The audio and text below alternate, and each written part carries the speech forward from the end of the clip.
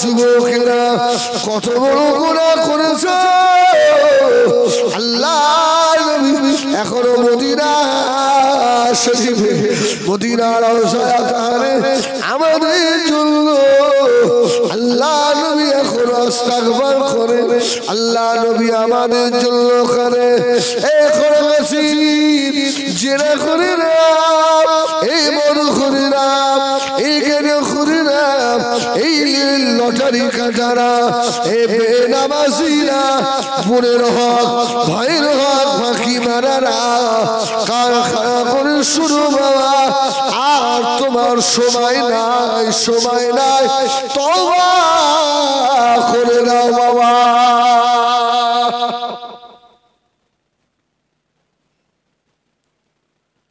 অল্প সময়ের জন্য মনে করো আমার এই মাহফিলে যারা বসে আছে অল্প সময় মনে করুন আমি মারা গেছি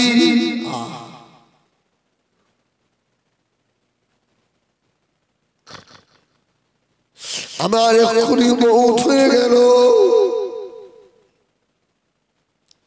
আমার ছেলে ছুটে আসছে আমার সাজরে বিবি ওই যে আমার পাশে বসে বসে আচার খাচ্ছে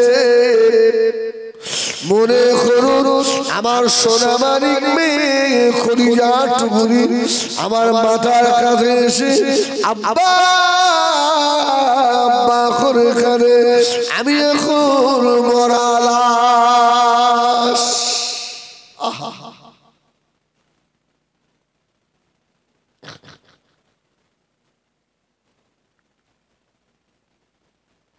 ও ভাইজানেরা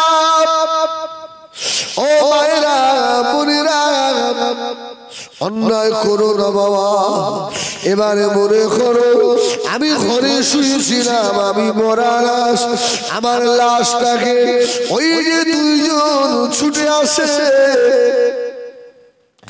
আমার সাদের ঘর আমাকে বার করে নিয়ে যাবে বাবা ওই যে আমাকে ধরে ফেললো আমাকে বার করে নিয়ে গেল এত দামি জামা রঙিন পরনার কাপড় আমার খুলে নিচ্ছে রে আমার খুলে নিল সাদা একটা কাপড় আমার গায়ের ওপরে চাপা দিয়ে নিয়েছে আমি এখন মরা লাশ যদি নামাজ পড়তে মন না চায় গুনাহ করতে যদি মন হয় রাত্রির শোবার সময় শুয়ে শুয়ে আমার এই ওয়াজটা মনে করো এবারে আমাকে গোসল দেবে পাড়া প্রতিবেশী ছুটে আসছে কেউ বলছে হাড়ি নিয়ে কেউ বলছে পানি নিয়ে কেউ বলছে ডিমের মাথা ফুলের মাথা নিয়ে আমার জীবনের এবারে আখিরি গোসল দিয়ে দেবে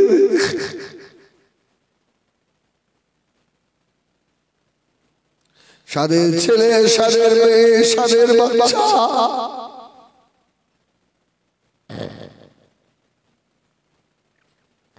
সব পাশে বসে বসে কাঁদে আমি এখন মরা লাশ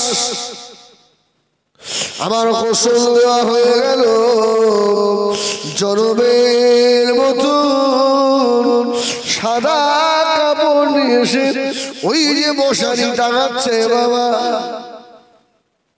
আর তোদের সঙ্গে দেখা হবে না মশারি টাঙিয়ে আমার কাপড় পরিয়ে দিল আমার মাথার দিকে বেঁধে দিয়েছে পায়ের দিকে বাঁধা হয়ে গেল কাপড়ের মুখটা খুলে ছেলে দাঁড়িয়ে দাঁড়িয়ে বলছে আমার আত্মীয় স্বজনেরা গ্রামবাসীরা আমার আব্বাকে নিয়ে চলে যাব জনমের মতো আখিরি দেখা দেখে না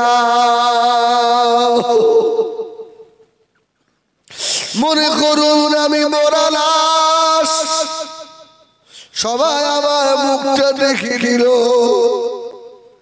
এইবারে আমাকে ঘাড়ে তুলছে। কোথায় গেল বিবি, কোথায় গেল আমার ছেলে, কোথায় গেল আমার মেয়ে, কোথায় আমার আত্মীয় স্বজন, কেউ একবারও রাখার কথা বলল না। সবাই আমার পর হয়ে গেল। মনে মনে করুন, আমার লাশের খাটিয়াটা তুলছে, কেউ থাকতে বলে না আমার। আমি কাদের জন্য নামাজ কাজা করলাম রে, মুর্দা চেল্লামে কাদের জন্য রাতের ঘুম হারাম করে সারা রাত ঘেরি পাহারা দিলাম রে, কাদের জন্য ইট বয়ে বয়ে মাথার চুলগুলো উঠে গেল রে। বেটারে একবারও আমাকে থাকতে বলি।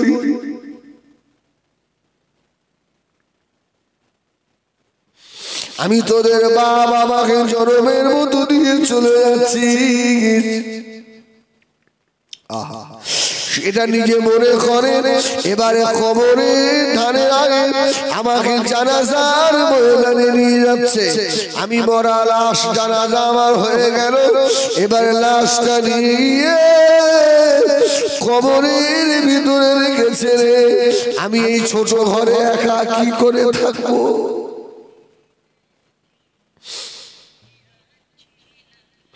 এই ছোট ঘরে আমি একা কি করে থাকবো বাবা?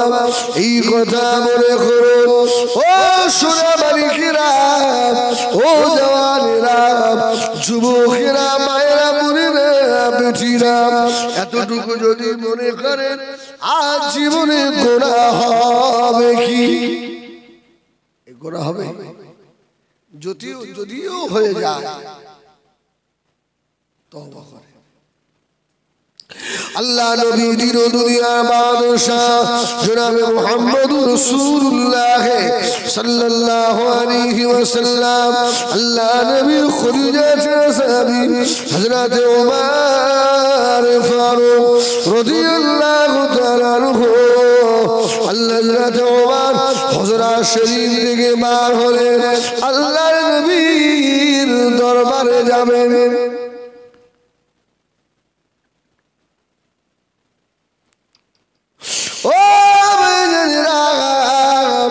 হযরত ওমর রাস্তায় উঠে দেখে এক যুবক ছেলে রাস্তার ধারে বসে বসে পাগলের মতো কাঁদে। হযরত ওমর দাঁড়িয়ে গেলেন, এ বাবা ছেলে কেন কাঁদো বাবা, কি হয়েছে তোমার? যুবকটা বলল, ও হযরত ওমর, আপনাকে বলবো না আমার মনের ব্যথার কথা। হযরত ওমর বলল, বাবা ছেলে একবার বলো বাবা। না বলবো না। হযরত ওমরকে বললেন, হযরত ওমর বললেন, ও ছেলে যদি না বলো তবে চলো দিন দুনিয়া বাদশাহ আল্লাহর নবীর দরবারে তোমাকে নিয়ে যাব। যদি বলুন সুবহানাল্লাহ। এই বাড়ি যাচ্ছে কেন? এই বাড়ি মসজিদ ঘুরে আল্লাহু আকবার। যুবক তাকে হযরত ওমর ফারুক রাদিয়াল্লাহু তাআলা আনহু নিয়ে আল্লাহ নবীর কাছে নিয়ে গেলেন। আল্লাহ নবী জিজ্ঞাসা করলেন, বাবা ছেলে কেন কাঁদো বাবা, কি হয়েছে তোমার মনের দুঃখ কি বাবা? যুবক জবাব দিল, ইয়া রাসূলুল্লাহ, ইয়া হাবিবাল্লাহ, হুজুর আমি বড় গুনাহগার, আমি বড় খাতাকার, আমার জীবনে গুনাহ কি আল্লাহ পাক মাফ করে দেবে। সুবহানাল্লাহ বলে। ও বেজেরা সোনা বাড়িরা, আল্লাহ নবী যুবককে জিজ্ঞাসা করলেন বাবা ছেলে তোমার গুনাহ কি আল্লাহ আসমানের থেকেও বড় নাকি? যুবক বলল ইয়া রাসূলুল্লাহ ইয়া হাবিবাল্লাহ আসমানের থেকেও বড়। আল্লাহ নবী বললেন তোমার গুনাহ কি জমিনের থেকেও বড় নাকি? ইয়া রাসূলুল্লাহ ইয়া হাবিবাল্লাহ জমিনের থেকেও বড়। আল্লাহ নবী বললেন ও বাবা ছেলে তোমার গুনাহ কি আল্লাহ পাকের দয়া থেকেও বড় নাকি? আহা এ খরগাছি গুনাহগারেরা জওয়ানেরা যুবকেরা আল্লাহ নবী জিজ্ঞাসা করলেন ও ছেলে কি এমন গুনাহ করেছো বাবা তোমার গুনাহ যে এত বড়? যুবকটা জবাব দিয়েছিল ইয়া রাসূলুল্লাহ ইয়া হাবিবাল্লাহ হুজুর আমার বাচ্চা আছে বিবি আছে সংসার আছে এদের বাঁচানোর জন্য আমি দুনিয়ায় দুবেলা দুমুঠো খাওয়ার জন্য আমার একটা জীবিকা আমি ঠিক করে নিলাম। আল্লাহ নবী বললেন কি জীবিকা কি কাজ ঠিক করলে? ছেলেটা বলল ইয়া রাসূলুল্লাহ ইয়া হাবিবাল্লাহ নবী গো কোন কেউ মারা গেলে আমি ওর কবরের ভিতর থেকে কাফন চুরি করে নিয়ে মদিনার বাজারে বিক্রি করি। অসুবিধা হচ্ছে?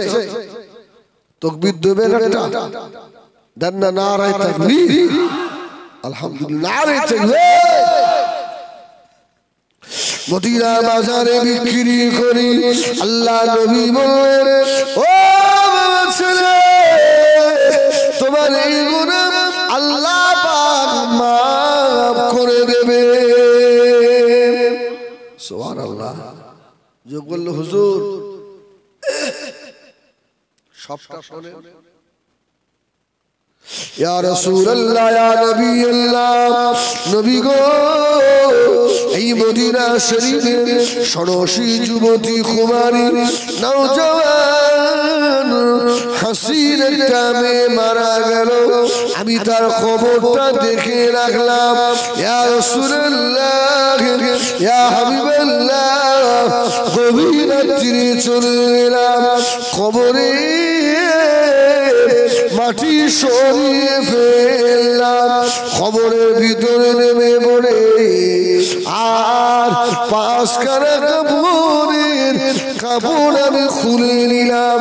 ইয়া রাসূলুল্লাহ ইয়া হাবিবাল্লাহ ওই মেয়েটার দিকে তাকিয়ে দেখি এত সুন্দরী মেয়ে একে তো কবরে ছেড়ে দেওয়া যাবে না। আমি কাপড়ের কাপড়গুলো কবরের উপরে রেখে নিয়ে নবী আল্লাহ ইয়া রাসূলুল্লাহ আমি কবরের ভিতরে ওই ষোড়শী যুবতী নওজওয়ান হাসিন মেয়েটার সঙ্গে কবরের ভিতরে জিনা করে ফেলেছি। ও আস্তাগফিরুল্লাহ। নবী কবরে আমি পাপ কাজ করেছি। আল্লাহ নবী নূরের চেহারা লাল হয়ে গেল। নবী আমার বলেছিলেন ও ছেলে কি কথা শোনালে আমার, কি কথা বললে আমার? সেটা বললো ইয়া রাসূলুল্লাহ ইয়া হাবিবাল্লাহ নবী গো আমার জীবনের গুনাহ কি মাফ হবে? আল্লাহ নবী বলল তোর জীবনের গুনাহ মাফ হবে কিনা আমি রাসূলুল্লাহ জানি না। চলে যাও যুবক, চলে যাও। যুবক ছেলেটা কাঁদতে কাঁদতে ছুটতে লাগলো। আল্লাহ আল্লাহ আল্লাহ আল্লাহ আল্লাহ আল্লাহ করে মদিনা শরীফের সবথেকে উঁচু পাহাড়ের মাথায় উঠে গিয়ে সাজদায় পড়ে কাঁদতে লাগলেন, রব্বে আল্লাহ, এই দুনিয়া জমিনে আপনার হাবিবের উপরে আর কেউ নাই। আল্লাহ আপনার হাবিব আমাকে ফিরিয়ে দিয়েছে, কাল তোমার যাব আল্লাহ, কে আমাকে ক্ষমা করবে আল্লাহ? আল্লাহ আমি তো আরশে আজিমে যেতে পারবো না আল্লাহ, আমি এই মদিনা শরীফের সব থেকে উঁচু পাহাড়ের উপরে সিজদায় পড়েছি, আল্লাহ ক্ষমা করে দেন আল্লাহ, মাফ করে দেন আল্লাহ, আমাকে ক্ষমা করে দেন আল্লাহ। ও সোনা মালিকেরা, ছেলেটা কাঁদতেই থাকে। ওই ছেলেটা একটু বাদ চলে গেল। আল্লাহ নবী বলেছিলেন, ও ছেলে, কাপড় চুরির গোনা মামাবে। ছেলেটা বলল, হুজুর আমি সেনা করে কবরের ভিতর থেকে উঠলাম, ওই কাপড় গুটিয়ে নিয়ে ছুটে ছুটে বানিয়ে যাব। কবরের ভিতর থেকে আওয়াজ হলো, এ যুবক কাপড় চোর, তুই আমার কাপড় নিয়ে যাচ্ছিলি, ঠিক আছে, এই হাজার হাজার কবরের মুর্দারের সম্মুখে আমাকে অলঙ্গ করে ফেললি, লেন্ত করে ফেললি, সেও ঠিক আছে, আমার শরীর নাপাক করে দিলি যুবক, তোর কি দিলে আল্লাহ আযাবে জাহান্নামের ভয় কি তোর হয় না? আস্তাগফিরুল্লাহ। যুবক এবারে দৌড় দিয়ে পাহাড়ের চূড়ায় একদিন দুদিন রাত 40টা দিয়ে ওইভাবে কাঁদতে লেগেছে। কেতাব বলা লেখে যুবক মাঝে মাঝে কাঁদে আর বলে, আল্লাহ গো, এই দুনিয়া জমিনে আপনার 100 ভাগের ভিতরে 1 ভাগ মোহাম্মদ দিয়েছেন। প্রেমিক প্রেমিকার জন্য পাগল, কেউ কারোর জন্য জীবন দিয়ে দেয়। মা বাপ তার সন্তানকে জীবনের দিকেও ভালোবাসে। ওরা বলে আল্লাহ, যদি এক ভাগে এত মায়া হয়, আল্লাহ তোমার দিলে তালি কত মায়া। যদি বলবেন না সুবহানাল্লাহ, আল্লাহ তোমার দিলে কত মায়া করো। ও রব্বুল আলামিন আল্লাহ মা সন্তানকে ভালোবাসে। মায়ের পাগল বেটাকে বাপে মেরেছে, ভাইরা মেরেছে, গ্রামবাসীরা ঘাট ধাক্কা দিয়ে বাড়ি থেকে বার করে দিয়েছে। ওই মায়ের পাগল বেটা গভীর রাত্রিরে এসে জনম দুঃখিনী মা যে ঘরে থাকে, যদি ওই ঘরের জানালা বাদ দিয়ে মায়ের বদ বেটাটা একবার মা বলে যদি ডাক দেয়, আল্লাহ গো, মা জরুরি আর থাকতে পারে না, ছুটে তার কলিজার টুকরা সোনা মানিককে জড়িয়ে ধরে। আল্লাহ যদি মায়ের দিলে এত মায়া হয়, আল্লাহ আপনি যে আসমান ও জমিনের মালিক, কুল খায়রাতের মালিক, আল্লাহ আপনার দিলে তালে কত না জানি মায়া। যদি বলুন সুবহানাল্লাহ। আল্লাহ তুমি আমাকে ক্ষমা করো। আল্লাহ পাকের তরফ থেকে আওয়াজ হয়ে গেল, ও জিবরাইল সালাম, সুবহানাল্লাহ বলেন, ও ও জিবা সালাম আমার হাবিবকে গিয়ে বলুন আমার হাবিবকে আমি আল্লাহ জমিন আসমানের মালিক করেছি নাকি হাবিবকে জিজ্ঞাসা করুন বান্দা আমার গুনাহ যদি করে আমার বান্দা গুনাহ আমার হাবিব ক্ষমা করে না আমি আল্লাহ ক্ষমা করি জোরে বলুন সুবহানাল্লাহ অনেক কথা জিবরিল বললেন ইয়া রাসূলুল্লাহ যে ছেলেটা আজ থেকে 40 দিন আগে এসেছিল শেষ করতে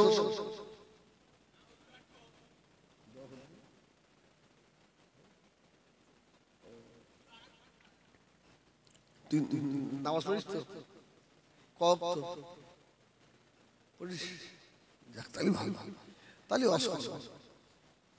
আলহামদুলিল্লাহ বলেন আলহামদুলিল্লাহ আল্লাহু আকবার ছেলেটাকে আল্লাহ নবী জিবরাইল এসে বলল ইয়া রাসূলুল্লাহ ইয়া হাবিবাল্লাহ নবী গো ওই ছেলেটাকে আল্লাহ পাক maaf করে দিয়েছেন আল্লাহ নবী বললেন ও বাবা আবু বকর ও হযরত উমর চলে যাও বাবা ওই পাড়ের চূড়া থেকে ওই পাপীটাকে নামিয়ে নিয়ে এসো আল্লাহ ওর জীবনে যত গুনাহ রয়েছে সব আল্লাহ maaf করে দিয়েছে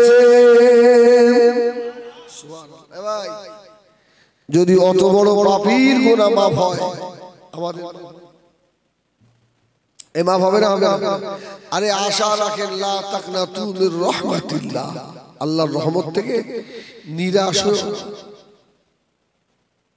আশা রাখো গভীর রাত্রে উঠে কাঁদো এই রাতটা বড় নিয়ামত সুবহানাল্লাহ বলে রাতটা বড় নিয়ামত আল্লাহ আমাদের আয়েশা বলছেন আমার রাসূল এই রাতে যখন আসতেন মানে এশার খাওয়া রাত্রির খাওয়া রাসূলুল্লাহ মাগরিবের পরে খেয়ে নিতেন সুবহানাল্লাহ বলে আমাদের আম্মাজানদের সঙ্গে যত আপনার প্রয়োজনীয় কথা রাসূলুল্লাহ মাগরিবের বাদে সব সেরে নিতেন রাসূলুল্লাহ এশার বাদে এসে কারোর সঙ্গে বেশি আর কথা বলতেন না রাসূল শুয়ে পড়তেন সুবহানাল্লাহ রাসূলুল্লাহ গভীর রাতে উঠে তাহাজ্জুদে দাঁড়িয়ে সুবহানাল্লাহ বলে এখন তাহাজ্জুদ যদিও বা কারোর মন চায় সমাজে একটা ফতোয়া ঘটছে যে তাহাজ্জুদ পড়লে নাকি জিনে ধরে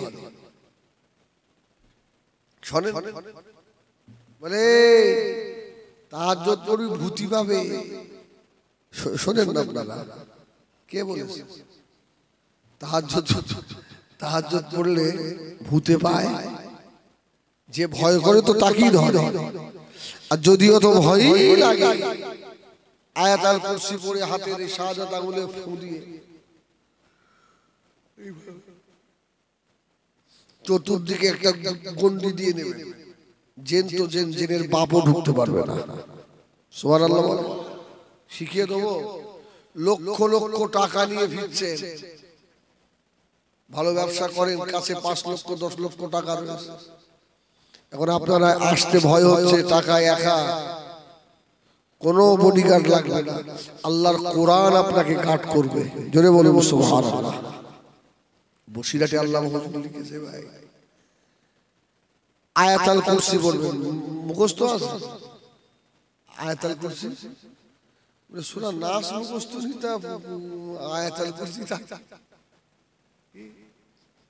সেই নেটে একটা সে এক বুড়ো ইন্না আনজালনাহু ফি লাইলাতিল কদরি ওয়া মা আদরাকা মা লাইলাতুল খায়রান কি ও তো মুখস্থ করেছে আল্লাহু আকবার আয়াতুল কুরসি পড়বে ডাইনে একবার বামে একবার সামনে পিছনে উপরে নিচে সব একবার করে পড়বেন আর ফু দিবেন ফু দিয়ে আর একবার পড়ে দমটা নিজের ভিতরে টেনে নেবেন খোদার কসম কারণ বাপের ক্ষমতা নিয়ে আপনার গায়ে টাচ করে সুবহানাল্লাহ আপনার গায়ে টাচ করার কোনো ক্ষমতা নেই। আমার ভাইয়েরা সোনা মানিকেরা ও জানেরা, জীবনের গোনা মাফি চান আল্লাহ দরবারে বাবা, বেশি বেশি করে ইস্তিগফার করো, বেশি বেশি করে সূরা ইখলাস কুল হুয়াল্লাহু শরীফ পড়ো। সূরা ইখলাস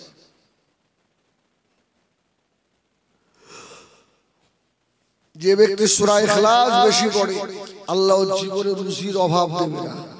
সুবহানাল্লাহ বলেন।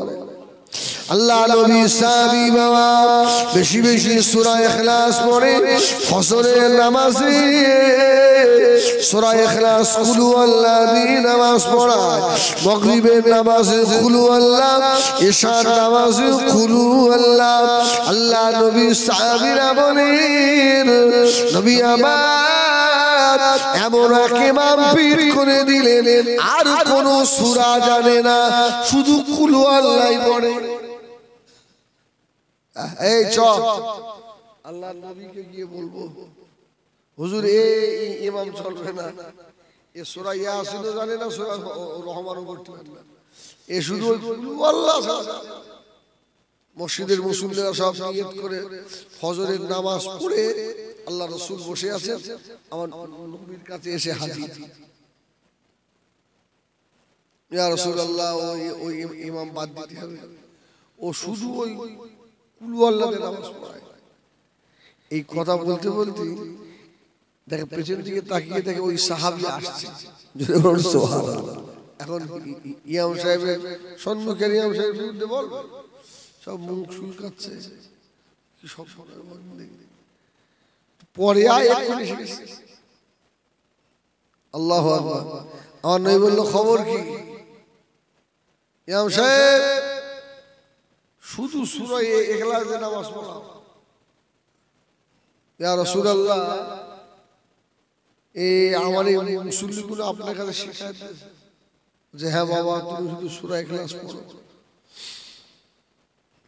সাহাবীর মন খারাপ হয়ে গেল, সাহাবী মাথাটা হ্যাট করে নিলেন।